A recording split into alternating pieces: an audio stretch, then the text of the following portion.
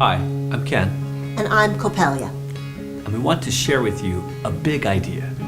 Please hear us out because it's a little different. But first, let's introduce you to our friend. This is Wilmy. Wilmy is an adorable kid, but he's only 7 and he has a couple of huge strikes against him already. First of all, he was born in Haiti, the poorest country in the Western Hemisphere, by far. In fact, Haiti's per capita income is about half the next poorest country. But that's not the only strike against Wilmy. You see, Wilmy is an orphan, one of many orphans in Haiti. The number of orphans in Haiti was at a crisis level before the massive 2010 earthquake that killed an estimated 300,000 people. Since then, the problem has gotten only worse, as the fragile economy of the country was shaken to its core. Parents died from starvation, malnutrition, and disease. Others could simply no longer manage to feed their children. To those of us here in the United States, it's hard to believe that less than 700 miles from Miami, there's a country facing such extreme poverty. It's a place of intense, prolonged suffering, and much of the philanthropic efforts to help Haiti have been aimed at alleviating that suffering. Those are very noble gestures indeed. Haiti needs all the help it can get.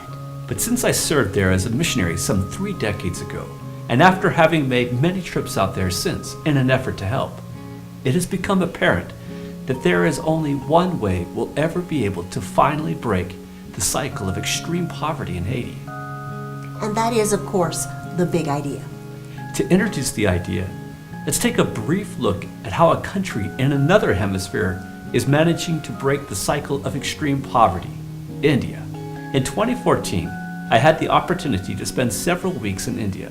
Of course, there is still extreme poverty in India, but there are growing pockets in India where they are managing to break the poverty cycle for more and more people.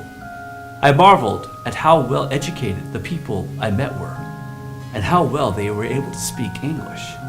International corporations became interested in setting up shop there and helped invest in the technological infrastructure necessary to make these pockets in India great centers of employment. Of course, a transformation like what is going on in India doesn't happen overnight.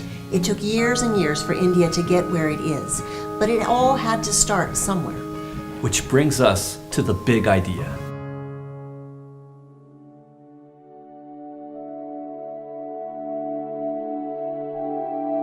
Imagine a Haiti that has been gradually transformed into the Western Hemisphere's version of India, on a much smaller scale, of course, but with a well-educated core of English-speaking workers using technology to deliver services to companies the world over. Imagine small but growing neighborhoods in Haiti of structurally sound homes with basic amenities that provide shelter and comfort for a grown-up Wilmy and his family.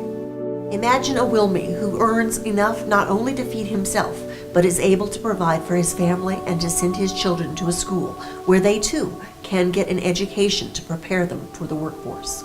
Imagine being able to bring about the beginning of the end of a multi-generational poverty cycle that has engulfed this island nation. It's a big idea, to be sure.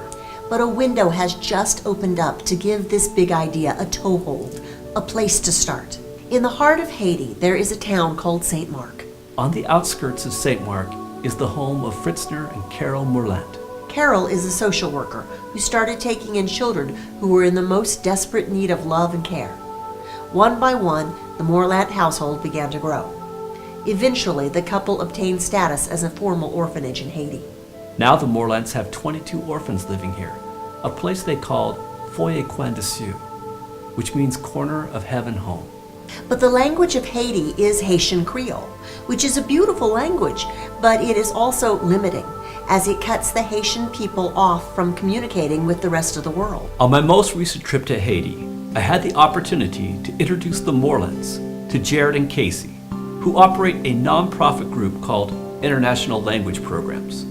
ILP is an organization that provides participants with life-changing experience of living abroad for a semester, but not as tourists or students.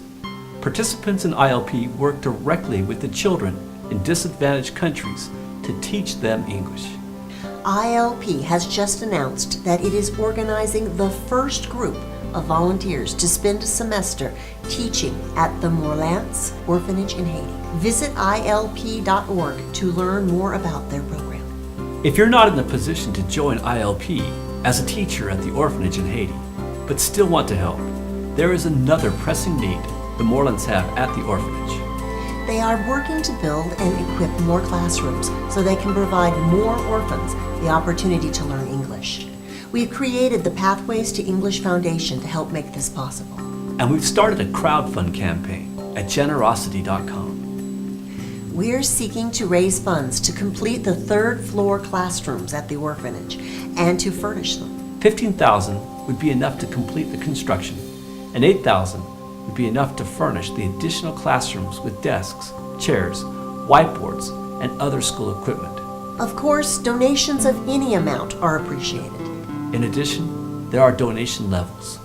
Donors to the construction project will have their name memorialized on the Wall of Friends, a mural to be painted on one of the walls of the new classroom. Donors at higher levels may even have classrooms named after them as thanks from the Morlands and the students.